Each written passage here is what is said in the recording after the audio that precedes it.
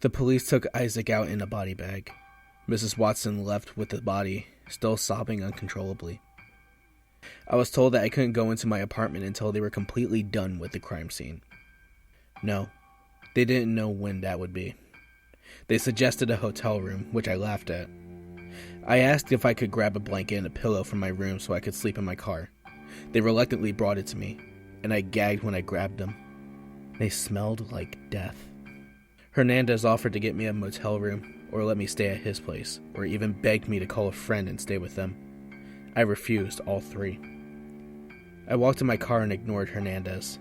I was still too mad about everything and devastated that Clark had left. Besides, we couldn't do surveillance on the car while I slept in it. I marched all the way to my car and slammed the door hard. I decided I didn't feel safe parking near my house to sleep, so I went to a Walmart parking lot for the night. It was as if fate had finally begun to root for me. I was walking towards the Walmart entrance from the parking lot to buy some food. When I was only a few cars away, an armored truck pulled up. The ones that carry the money over to the bank, you know what I mean. And who do you think stepped out of the truck? David fucking King. I strafed to my left and got behind a car, using the back tinted windows to observe. He was laughing with his partner, who got out of the passenger side. I was too far away to hear what they were saying, but I definitely didn't recognize the partner as anyone I knew. It was obviously paranoia, but I wondered if he could be the one who made Katie speak into the phone. The two of them walked into Walmart, and I took note of the company that owned the truck. And then I had an idea. My first real idea on how I could fight back now that I knew where David was right this second. I sprinted back to my car. A little while later, I pulled up to Mrs. K's house. I got out and looked around, making sure David hadn't somehow beaten me here or followed me. I had to hurry. Who knew how much longer his shift would last? I knocked on the door, and Mrs. K opened it. "Hello, Xander," she said cheerfully. "Hi, Mrs. K. Can I come in?" 5 minutes later, I was rifling through David's room. Had to hurry. Had to find something useful and fast. I told Mrs. K that years ago I'd let David borrow a video game and just now remembered and wanted to pick it up. She had happily let me go into his room and find them. I had booted up his ancient laptop, but it was taking forever to load.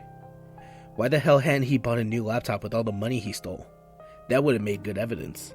I glanced at every paper I saw, hoping for something. Written plans, a checklist, a receipt, anything. Every paper I found was normal, from what I could see. His room was a disaster, which worked in my favor. He may have dropped something incriminating and not known about it. I stuffed every flash drive I could find into my pockets as I went. He had 4 of them laying around. They might have incriminating evidence on them. The laptop finally booted, and I instantly tried to log in. No luck. Password protected. I should have known, considering how tech-savvy he'd been in hacking my accounts.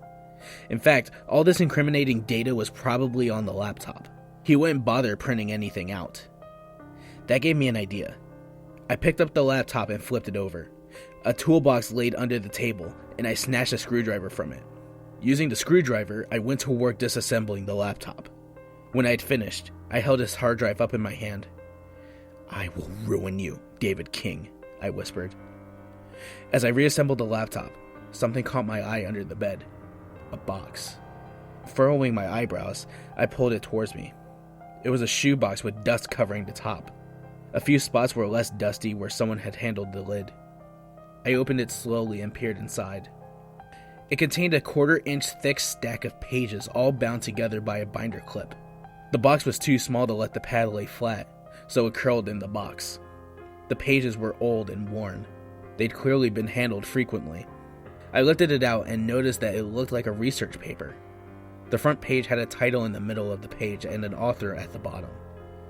Psychological Evaluation for David Edward King.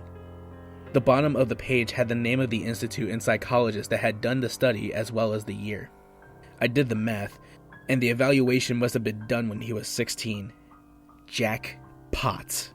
I stuffed it under my shirt as best as I could to hide its square form. The laptop was set back in its place as if it were never moved. David would know something was wrong eventually, but not until he booted it up. I gave a last look around and wondered if there was anything else I should do. With no decent ideas, I left David's house. Mrs. K gave me a brownie on the way out. On the drive back to the Walmart, I tried to come up with a plan. I couldn't take this to the police because it was illegally obtained evidence and wouldn't be admissible in court. I knew that from a bunch of crime shows. I had to get at the evidence myself and somehow get it into the police's hands legally. When I parked at the Walmart, it still wasn't that late.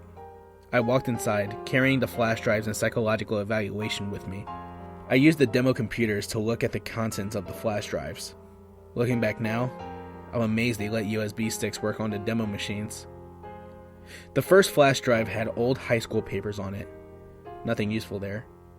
The second and third drives were bootable drives that could boot Linux. I don't expect everyone to understand what that means, it's not important.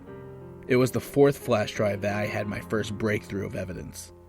It contained a single text file that had been edited the day before. As I read through it, I realized that it was a conversation. With my current understanding, the flash drive was how David and his kidnapping partner had been communicating. David would write a message and hide the flash drive in a predetermined place. Then the kidnapper would go pick it up and read the message. The process would reverse when the kidnapper had a message to pass along. A lot of you will probably say, why wouldn't they just use encrypted emails? That's so much faster and safer. If they had to use any kind of network to communicate, some internet service provider or some cell phone provider like Comcast would have a log entry of the messages being exchanged, even if the data was encrypted. Encrypted data is never 100% secure. If you dedicate enough processing power, you can crack any encryption. It may take thousands of years in some cases, but it can still be cracked. With our current advances in computing power, that could change to be even faster. David and his partner had reduced their risk of being caught by limiting who had access to the information. If you send an email to me via Reddit, I'm not the only one that gets the message. It passes through several servers and routers who all make a note that a message passed through at a specific time. It leaves a trail. Unless you can erase the logs of those servers, you leave a trail no matter how you send your data. There was certainly risk that someone could find the flash drive, plug it in, and find all of this data like I had. But that could be reduced by choosing decent hiding places. If you plan to pass messages this way, don't leave it laying around your room, especially don't leave it unencrypted. I still don't know why it wasn't encrypted. The text file would have a line, then skip a line, and add another where the next response was. I don't have the flash drive or a copy of the conversation anymore, so I'll have to paraphrase it as accurately as I can remember. Payment received? Yes. Last half of payment comes when this is all over. How long? Depends on him. Good? Good. No suspicion. A quiet grab. Was she harmed? She fought. A couple bruises, otherwise fine. There were some extra lines in between, marking the start of a new conversation. Any new information? A kidnapping report has been filed with the police. Change locations every 2 days as previously discussed. Are you well supplied?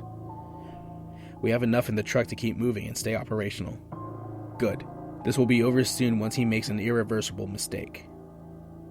I shuddered as I closed the text file. That was damning evidence. I checked who the owner of the file was. It was blank. Well, that would have been too convenient. I googled the kind of cable I would need to hook the hard drive up to a computer, and bought an SATA to USB cable. I was thankful the demo computers were in an aisle out of the view of employees in the tech center. To people who don't know technology, I'm convinced I looked like a hacker. Let me give you another lesson on technology, since I seem to be giving so many in this series. When you boot up your computer, it asks for a password if you've set one.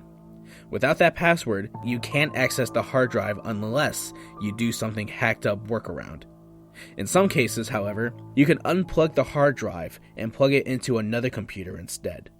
The new computer will treat it like a regular external hard drive, and voila, you have access. Unfortunately, David had encrypted his entire hard drive, so it was useless to me at the moment until I had some spare time to either guess the password or find someone who could crack it. Going to the summer supply section of the store, I took a seat and pulled out the psychological evaluation and looked at the cover page again. Psychological evaluation for David Edward King. I hope you realize that I've removed the institution, author, and date for privacy's sake. I spent an hour skimming the contents, using the table of contents to navigate. I constantly had to look up lengthy words on my phone, but I was beginning to understand what went on in David's sick little mind. I won't give you an entire rundown of his whole life, but the report contains transcribed interviews with his parents about incidents, a psychologist's observations while holding David in confinement, and a general list of events that had occurred in David's life that may have traumatized him. These are the ones I remember. David set fire to animals constantly and poked them with various objects. When a snake lunged and bit him once in his backyard, his mother came out to find him whipping the limp body against the tree, guts spraying everywhere. His only explanation was, "It tried to hurt me." He was found designing traps for rabbits and other animals that were expertly hidden and designed. He claimed to have never looked at a wilderness guide to make them. His mother later found entire notebooks containing designs for traps. The traps were aimed at getting both animals and humans. His father died when he was 12, which affected him greatly. He became quiet and reserved for years. The first day of high school, however, he changed overnight and became charismatic, energetic, and clever. In middle school, one of his teachers had been interviewed after an accident. She had noticed that 3 boys had begun picking on David, but he quietly took whatever they gave him. One day, she came to class, and all 3 boys sat ramrod straight and stared straight ahead. They didn't dare look at David, and David was smirking and trying to hide it. Finally, let me try to summarize what the psychologist wrote about David. David seems to have a constant need to harm other living things and cause suffering. Once in my office, I found him stomping his feet on the floor. I asked him what he was doing, and he admitted that he was trying to crush anything microscopic that could be on my floor. I seriously fear that he will not be able to remain in society without serious medication and therapy. I had no idea that David had any of these problems or experiences. He and I had met when we were both 17. He'd been exactly as the report described, charismatic, energetic, and clever. I felt blind for not seeing any red flags, but I knew that he had hidden them well intentionally. The psychologist made another entry a month later. David seems to have performed a complete 180 in his mood, actions, and demeanor. He has been polite and kind every time he has come in, and is very capable of being fully functional. The sentence struck me as odd. Months of statements about David's instability, and suddenly this comes out? I googled the professor's name. He died in a car crash the same year as the publication date of this evaluation. Son of a bitch. I reread the very last entry. I recognized the words for what they were. A coerced recommendation to re-enter society. I could feel the psychologist's words scream through the page. Good God, he's going to kill me. No wonder David was so prepared. No wonder he was always ahead of me. No wonder his expression had spread such an absolute fear through me that night he chased Clark and I. He was insane. He designed traps. He knew what made people and animals tick. He enjoyed inflicting pain on them. And not just that, but watching them suffer. David was absolutely insane. Insane, but functional. That's what made him dangerous. I hunkered down in my seat and brought up a Word document in my phone where I could take notes. Then I started Googling. You know what I'm talking about. You're facing a problem, and so you start searching for anything online that could help fix your problem. The internet was a wonderful tool for me at this moment. Without it, I'd be dead months ago. I was kicked out of the Walmart for loitering, but I continued my research in my car. I turned the car on every once in a while to drive around and charge my battery. That night, I learned a lot about hacking, phones, Android, surveillance, police procedure, legal procedure, and all kinds of subjects that related to my situation. I took dutiful notes and outlined areas for further research and learning. During my research, I found a list of apps that could be used for hacking someone's phone. I checked my installed applications, and can you guess what I found buried in my phone? One of those apps. David fucking King had been eavesdropping and tracking me through my phone. Instead of deleting the app, however, I kept it. It could be useful in the future. I also researched the company David apparently worked for. It was a larger company that served several states, providing both long and short distance transport of valuable goods. This was good information. If his job was to handle valuable goods, then it could be an easy way to get him fired or even charged if some of it disappeared from his truck. His truck was long gone by then, so I had no current opportunity. During all hours of the night, Hernandez would call me. So would Katie's mom. I ignored them both. That was a big mistake, I'll later learn. When the sun rose, I didn't feel tired. I felt empowered. Finally, I knew more about my situation and enough to be useful. I knew how to get those hard drives to the police legally, but I need Clark and Hernandez's help. I never got to use that plan though. Reality caught up with me. David moved too quickly. I was driving to my apartment to see if I could brush my teeth and take a shower at least before work that day, when my phone buzzed. It was Hernandez. I answered it reluctantly, prepared to get an earful for ignoring him all night. "Xander, where are you?" he asked. "Driving to my apartment," I replied. "You need to come down to the police station," he said slowly. "Right away." "Why? What's up?" I asked. "It's bad," he said with a cringe. Confused, I hung up and turned right, heading towards the police station.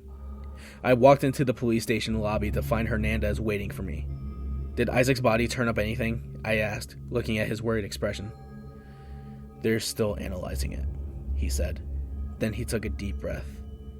"Some new development has come up." I gave him a questioning look, and then felt cold metal click around my right wrist. I reacted, but the two cops who had flanked me pulled my arms together. The metal clicked around my other wrist, handcuffing me. "What the hell?" I shouted. The policemen each gripped one of my arms. "Xander, I know you're upset about everything that's going on," Hernandez said quietly. "But what you did went way too far."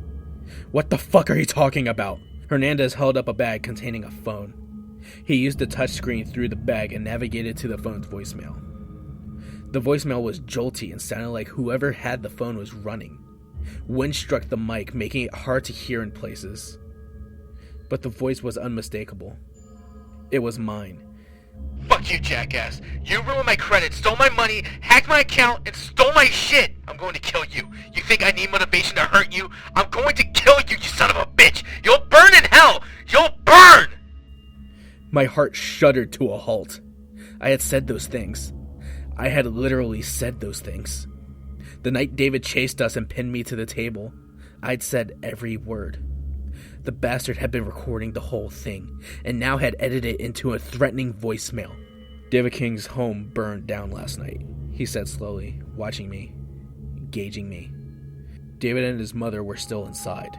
Firefighters found David alive and were able to pull him out. But his mother was already dead. That voicemail was sent to his phone from yours at around the time firefighters estimated the fire started. I lost my breath. My eyes watered. The words closed in. I couldn't speak. Couldn't defend myself. Couldn't explain. "Xander Jones, you're under arrest."